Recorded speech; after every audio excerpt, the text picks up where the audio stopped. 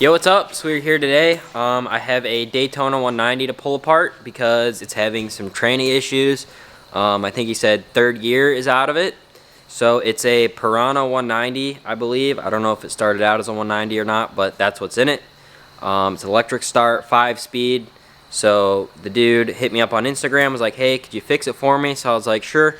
I actually work at a bike shop, so I'm sure you guys have kind of got the memo if you've watched my other videos. As you can see, I've got a zongshen 190 motor here all tore apart because of a snap tranny shaft, which you can see right there. So we're waiting on that. And then also, if you come over here, this is one of my race motors out of my bike. This is an old 4-speed motor, which I also had a snap kicker shaft, so swapping a tranny into that. So this isn't my first go around with these motors. So I looked up on YouTube, and not a lot of people have put up on tearing the bottom ends apart on these Daytonas, so I figured it might help some people out if they're thinking about doing it themselves. So yeah, so here is the bike. Like I said, 5-speed electric start. It's a Piranha or YCF, about the same thing. But yeah, we'll get into it once the motor's out of it. Motor's out, had to move. Everything came apart pretty easy. Had to take the exhaust off, skid plate, side number plate. Had to loosen up this bracket, upper motor mount bracket, to get it out.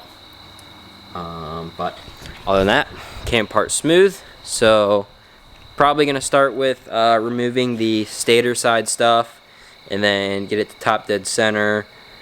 Take the cylinder head off, the cylinder, piston, take all that out.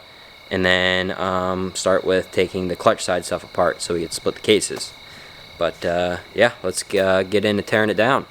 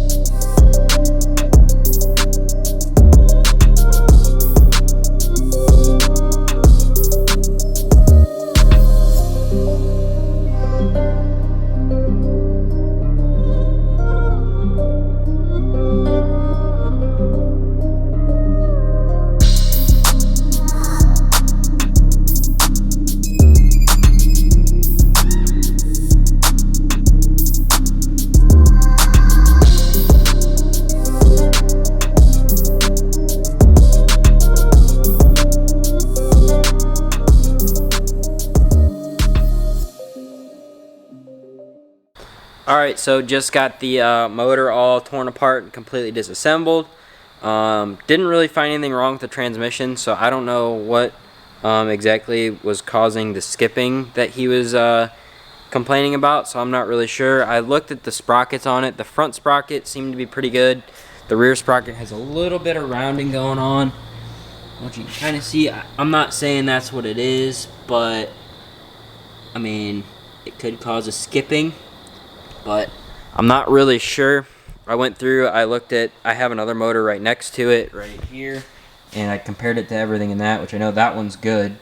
So there's no teeth missing, I mean, the whole shift drum works and everything as it should, nothing binds, so it's not even, there's no indents or anything in the gears that would cause them to kind of not want to mesh or anything. So I'm not really sure what was going on with the old trans. Gonna go ahead and throw the new ones in it. Actually gonna clean up the cases and everything first before I put it all back together, just to make sure there's no like debris or anything in there. So gonna clean up the cases in the parts washer, clean it out, and then ready for to get assembled back up. So yeah.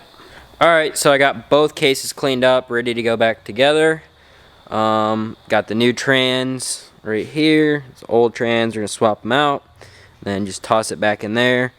Everything else is pretty self-explanatory to put back together. I'm gonna hop on the GoPro with the chest mount so you guys can see like the reassembly better. I know it was a little probably hard to see with the camera mounted up on this stand kind of watching it, so I'm gonna throw the GoPro on so you can see like all the little spacers and stuff that go back in and how it all goes back together. But yeah, we're getting ready to throw it back in and hop on the GoPro and reassemble this thing.